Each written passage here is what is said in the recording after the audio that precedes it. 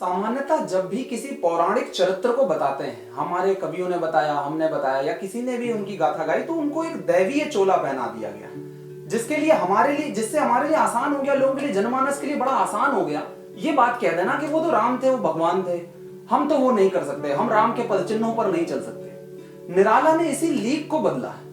निराला ने राम की शक्ति पूजा में ये बात बताई कि राम को एक भगवान के चश्मे से देखो तो बड़ा आसान है ये कह देना कि वो तो भगवान थे, उन्होंने सब कर दिया, लेकिन उनको एक सामान्य जनमानस की तरीके देखा। वो राम ऐसे हैं जिनको डर लगता है, वो राम ऐसे हैं जो संशय में हैं, वो राम ऐसे हैं जिनको अपने भविष्य के प्रति चिंता है, जिनको जानकी की चिंता है। युद्ध के दौरान एक दिन राम को ये दिखता है कि एक आदि जननी है, शक्ति है, जो रावण की तरफ से युद्ध में लड़ रही है। ये बहुत बड़ी चिंता का विषय राम के लिए हुआ, और वो चिंता राम के चेहरे में देखी विभीषण।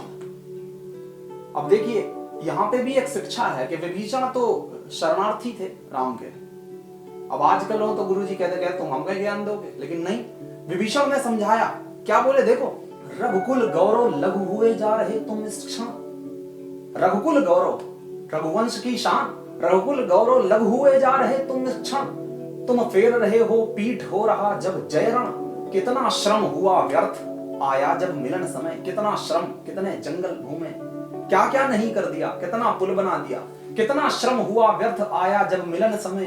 तुम खींच रहे हो हस्त जानकी से निर्दय। रावण लंपट खाल कलमय गताचार। जिसने हित कहते किया मुझे पद प्रहार। बैठा उपवन में देगा दुख सीता को। ये बता रहा है कि अगर आप हार मान रहे हो तो जानकी के साथ क्या होने वाला है। आप जो इतना श्रम करके आए हो वो व्यर्थ हो जाएगा।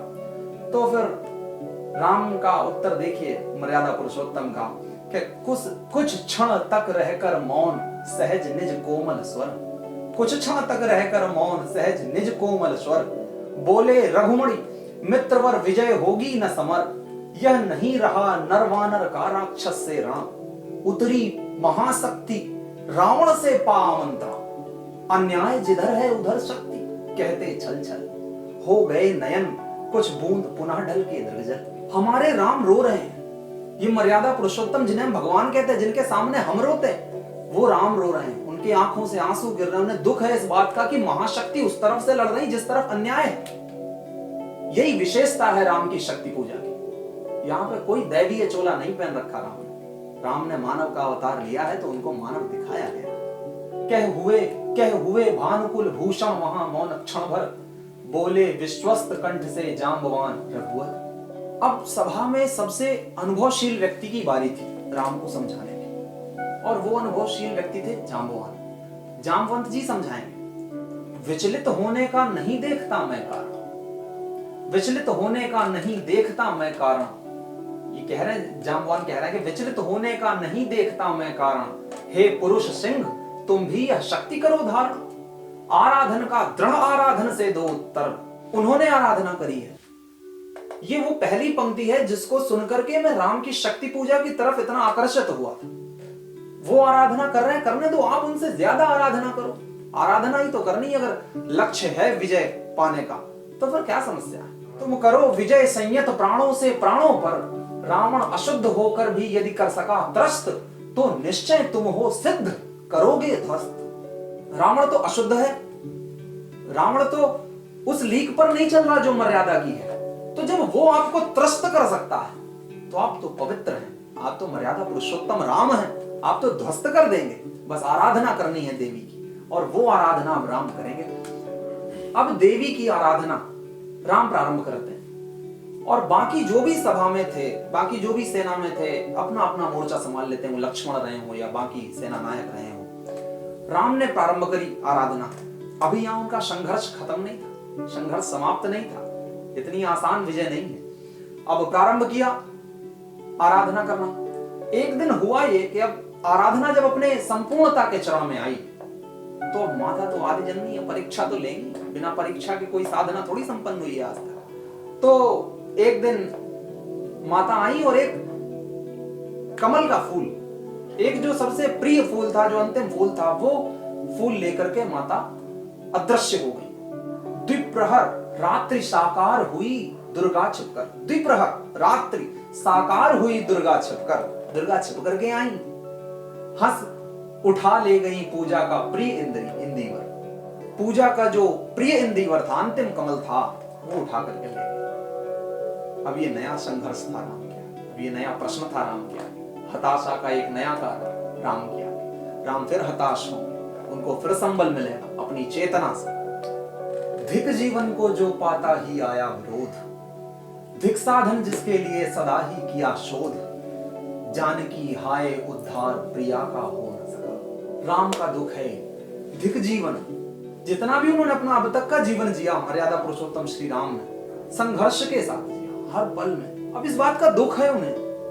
अगर इसी राम को दैवीय चोला पहना दे तो राम तो इसको बड़ा सामान्य तरीके से ले जाएंगे, उन्हें तो ये लगेगा ही नहीं कि ये कुछ मुश्किल है। लेकिन ये निराला के राम है, ये हमारे आसपास के हमारे बीच के राम है। इनको दुख है इस बात का, इनको दुख है इस बात का कि बार बार जब भी जीवन में कुछ बड़ा करने चलूं तो कोई ना कोई विरोध आता ही है। दिनकर जी की कुछ पंक्तियां हैं यहाँ पर याद आ रही मुझे, तो वो कहते हैं कि धुंधली हुई दिशाएं छाने लगा कुहासा, कुचली हुई शिखा से आने लगा धुआं सा, कोई मुझे बता दे क्या आज हो रहा है, मुंह को छिपा तिमिर में क्यों तेज रो रहा है, बेचैन है हवाएं सब और बेकली है, कोई नहीं बताता कश्ती किधर चली है, मझधार है भंवर है या पास है किनारा, यह नाश आ रहा या सौभाग्य का सितारा, आकाश पर अनल से लिख दे अदृष्ट मेरा, अदृष्ट यानी भविष्य, इसकी जो दृश्य नहीं, जो सामने दिख नहीं रहा, आकाश पर अनल से लिख दे अदृष्ट मेरा, भगवान इस तरी को भरमा न दे अंधेरा, तम वेदनी किरण का संधान मांगता हूँ, दुख की कठिन घड़ी में पहचान मांगता हूँ, जानकी हाय उद्धार प्रिया का हो न सका, वह एक और मन रहा राम का जो न थका।